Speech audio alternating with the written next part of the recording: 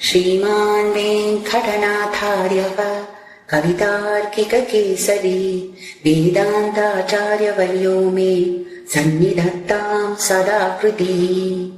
अन्तर्ज्योतिः किमपि गमिनामञ्जनं योगदृष्टेः चिन्तारत्नं सुलभमिह न सिद्धिमोक्षानुरूपम्।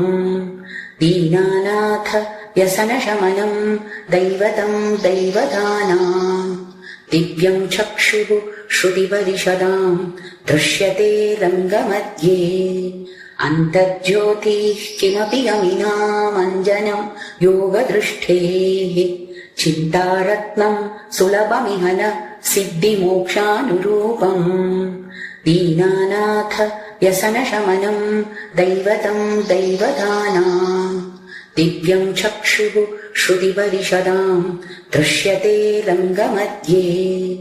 वेलातीतश्रुतिपरिमलं वेदसां मौलिसेव्यम् प्रादुर्भूतं कनकसरितः सैकते हंसजुष्टे। लक्ष्मीभूम्यो करसरसिजैर्लालितं रङ्गभर्तुः पादाम्भोजं प्रतिफलति मे भावना दीर्घिकायाम्। चित्राकारां कटकरुचिभिश्चारुवृत्तानुपूर्वां काले दूत्यधृततरगतिं कान्तिलीलाकलाचीं जानुच्चाया द्विगुणसुभगां रङ्गभर्तुर्मदात्मा।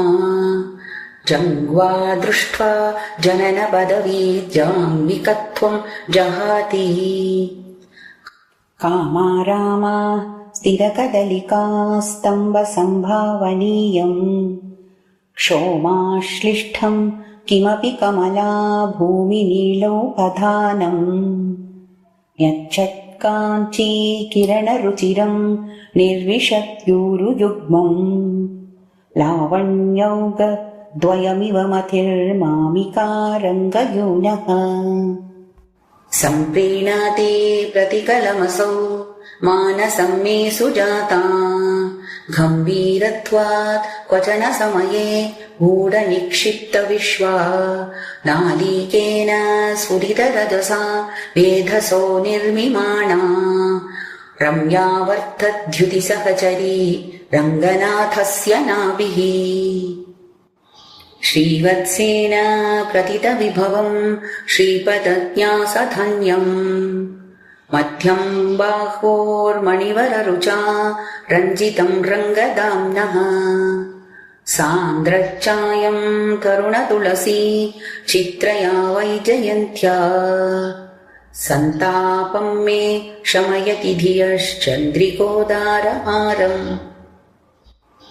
एकं लीलोपहितमितरं बाहुमाजालुलम्बम् प्राप्तारङ्गे शयितुरखिल प्रार्थना पारिजातम्।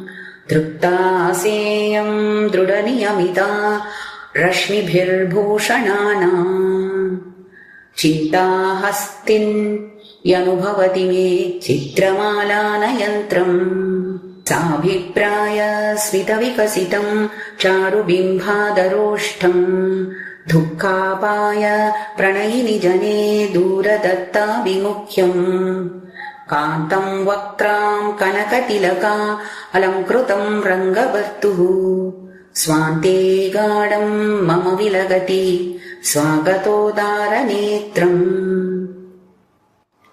माल्यैरन्थस्थिरपरिमलैर्वल्लभास्पर्शमान्यैः कुप्यच्चोळीवचनकुटिलैः कुण्ठलैश्लिष्टमूले रत्नापीडद्युतिशबलिते रङ्गभर्तुः किरीटे राजन्वध्य स्थितिमतिगतां वृत्तयश्चेतसो मे। पादाम्भोजं स्पृशति भजते रङ्गनाथस्य जङ्गा ऊरुद्वन्द्वे विलगति शनैरूर्ध्वमप्येति नाभिम्।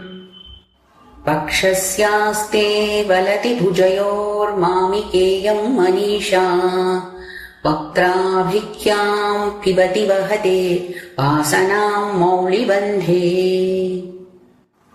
कान्तोदारैरयमिह भुजैः कङ्कणज्याकिनाङ्कैः लक्ष्मीधाम्न पृतुलपरिगैर्लक्षिता भीतिहेतिः अग्रे किञ्चित् भुजगशयन स्वात्मनैवात्मनः सन् मध्ये रङ्गम् मम च हृदये वर्तते सावरोधः कान्तोदारैरयमिह भुजैः कङ्कणज्याकिनाङ्कैः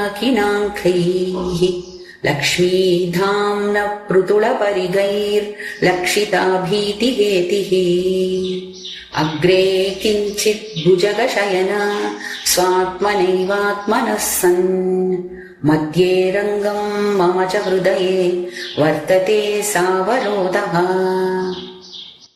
रङ्गस्थाने रसिकमहिते रञ्जिताशेषचित्ते विद्वत्सेवा विमलमनसा वेङ्कटेशेन क्लृप्तम् अक्लेशेन प्रणिहितधिया मारुरुक्षोरवस्ताम् भक्तिम् गाढाम् दिशतु भगवत् ध्यानसोपानमेतत् रङ्गस्थाने रसिकमहिते रञ्जिताशेषचित्ते विद्वत्सेवा विमलमनसा वेङ्कटेशेन क्लृप्तम् अक्लेशेन प्रणिहितधिया मारुरुक्षोरवस्ताम् भक्तिम् गाढाम् दिशतु भगवत् ध्यानसोपानमेतत् कवितार्किकसिंहाय कल्याणगुणशालिने श्रीमते वेङ्कटेशाय वेदान्तगुरवे नमः।